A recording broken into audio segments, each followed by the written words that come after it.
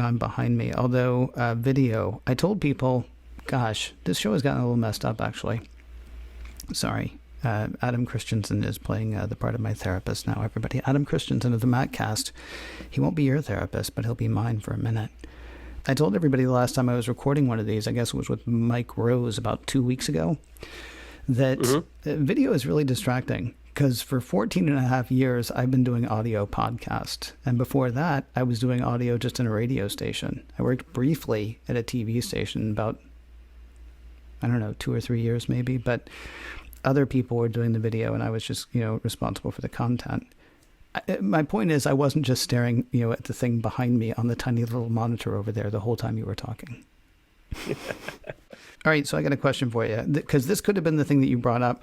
This is something that was a bigger topic earlier this year before we went into the great hunker down. I know I talked about it a lot with Mike Rose when he was on. I've talked about it with Brian Chaffin when he was on, talked about it with Peter Cohen. We're closer now to when the thing might actually happen. So I'm curious if you have thoughts on iPhone 5G, and if you do have thoughts on iPhone 5G, what are they?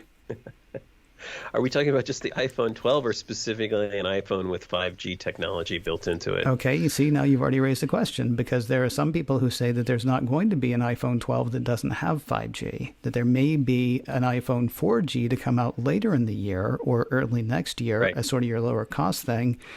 But one of the most recent rumors is that the iPhone 5G won't cost any more than iPhones that you can buy today. Sure. I guess these are all the questions that I'm asking about, because there's a ton of stuff. Like there was a thing from Canalys last week that said the problem with 5G adoption so far is that people haven't been able to go out to stores and actually try an iPhone 5G, or excuse me, a smartphone that has 5G in it. Plus, 5G isn't everywhere yet. I would argue that until people understand why they need 5G, they're not going to want 5G. And the best way to have that happen is just go ahead and throw it in the next iPhone. Rather than making people choose, do you want to pay more or do you want to pay less? I think it behooves Apple to go ahead and charge. Sorry, I was asking you, and now I'm just telling you. I like what you're saying, because honestly, I don't think about it that deeply. It's just the next iPhone to me, and I think there's a lot of people that don't. Like, does it really matter anymore? Like, are people buying phones because it has this G or that G anymore, or are they buying it because it's the next iPhone with the next fastest chip and the better cameras and the forgive me, that's a tough question to answer, because we've only had 4G for a while now. I mean, it'll default to 3G in a pinch, but we've only had 4G. So when you say, are people buying them because of 1G or another, it's been a while since we've had the choice. Now, what I was saying a moment ago was, I hope that Apple does not give us that choice. Right. I hope that the next iPhone has 5G. Yeah. And if I live someplace that doesn't have 5G, obviously it's going to default to 4G. Maybe it could be a part of the Pro. What's weird, though, all right, so you're not thinking about it that much. Have you thought about it? I don't know how to say it right. Earlier this year, when Brian Chaffin and I were talking about it, we both agreed that this was not the year for 5G. And then when the pandemic happened, we definitely agreed this was not the year for 5G, because they're not going to have the rollout.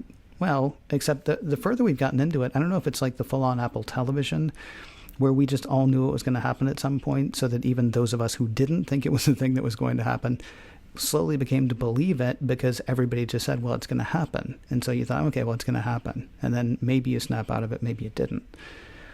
I now think that this is the year for 5G, but I think that's only based on the fact that everybody keeps talking about it. And all the rumors keep saying it's going to happen. I don't know that it's the best year. I certainly don't think it's the best year, though, if they're going to say, and for $300 more, you get this thing that's going to work in 12 major metros.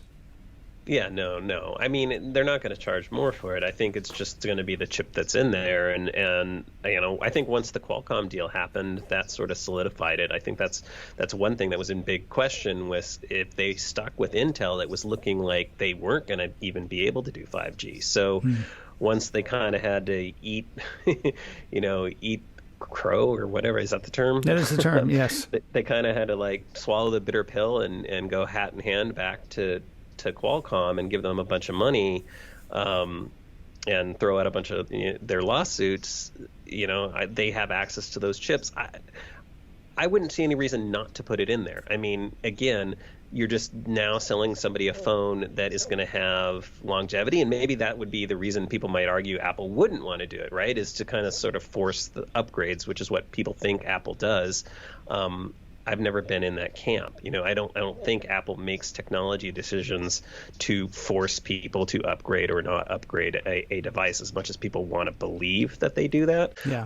I think they want to put out the best device that they can, when it makes sense. I think the only reason for Apple not to do a 5G would be if they felt like the technology, and maybe this is the point you're getting at, that technology is not rolled out wide enough to be a benefit to consumers. Because that's kind of what they did with 4G. If you remember, they didn't have 4G right away, but it was sort of like 4G wasn't available many places when we started getting 4G phones. And it was sort of like, why would you roll out this technology if people can't use it? It seems like 5G's out there. The companies seem to say 5G's out there, but you're right. I think it is in limited metro areas, right, for the most part. But, I mean, there's supposed to be a rollout happening, so it's a weird timing issue, I guess. Really quickly, they did the same thing with the first iPhone. 3G was places. Right. It wasn't everywhere, but it was places. But the first iPhone wasn't a 3G phone. It was still on the Edge network at the time, only with AT&T. Right. Yeah, I think one of the biggest differences right now probably has to do with services. Like Apple has so many services that they want to sell, and there are probably so many other services in the pipeline that we don't know about that are going to benefit greatly from the promised speeds of 5G. And so I don't know that Apple is going to want to say, although they've done it before. I mean, they have sold devices before and then been like, oh, wow, like with the iPhone 8, I guess it was, or the iPhone 8 Plus or whichever. I was really excited about the AR stuff for that. And then they had that other camera with the LiDAR or whatever, and I didn't really care because they hadn't really illustrated to me what good that was.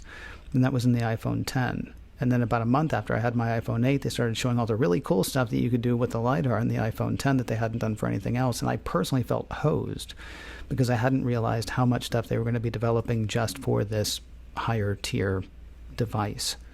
Right. That could sort of be a thing that they wouldn't want to do with the 5G iPhone. If there are services that are going to rely on 5G, what Apple wants to do more, I think, right now than sell hardware is sell services, because that's recurring revenue. And that's not necessarily the future, but it's a more dependable thing. It's easier to get me to spend $10 a month than it is to get me to spend $1,000 a year. It feels like they would want to go ahead and, even if it is an extra cost, go ahead and eat the cost, make it seem to the consumer that the phone costs the same, because, then they could sell me the AR Playground app that I feel certain they're working on deep in Cupertino's bowels.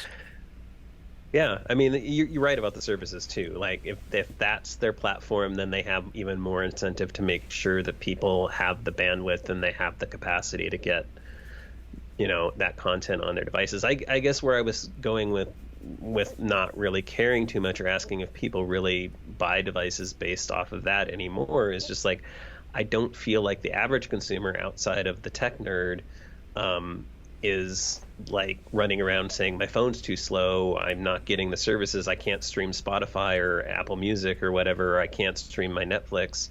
I just don't see that. So it's sort of like, great, we're going to the next level thing, 5G, yeah, faster is better, but is it a thing that consumers are clamoring for? I think they'll be happy when they have it, but I don't know that it's one of those bullet points that you're running in and say, I gotta have a 5G phone tomorrow. That's a really good point. I mean, with most consumers. Yeah, that's a really good point. I think it was in the move to 4G. I think it was on Mac Break Weekly one time, and Leo was talking about the fact that it was a disaster that Apple didn't have a 4G phone yet, and yet iPhone sales kept going up. The same thing, it seems to me, is likely to happen this year. I don't know if sales will keep going up just because uncertain times and the like. But I don't think it's curtains, except for in the pages of The Verge. The Verge will come out with some article saying that Apple has failed. Exactly. Well, this is obviously the end of the iPhone because it doesn't have 5G. If there were still lines, you'd still be lining up. This is an off year for me, so I wouldn't be lining up. But I mean, the iPhone buyers are going to keep buying iPhones. Maybe you get a few more switchers because you have 5G. But if they don't have 5G this year, it's maybe a little bit of a hurt on the stock for a while. It's certainly some bad press for a little while. And people will still go ahead and buy iPhone 12, and they'll look forward to the 5G and iPhone 13, maybe. But I still think it's going to happen this year. Are you a betting man? Do you want to say yay or nay? Oh, I'll bet. I'm going to say absolutely. Like I said, once they did the deal with Qualcomm, there seems very little reason not to use those new chips. Not to use the chips that they have access to with 5G, and again, it gives them longevity. And I think to your point, with services being a bigger thing, they're going to want people to have that technology available to them. So there's an incentive there.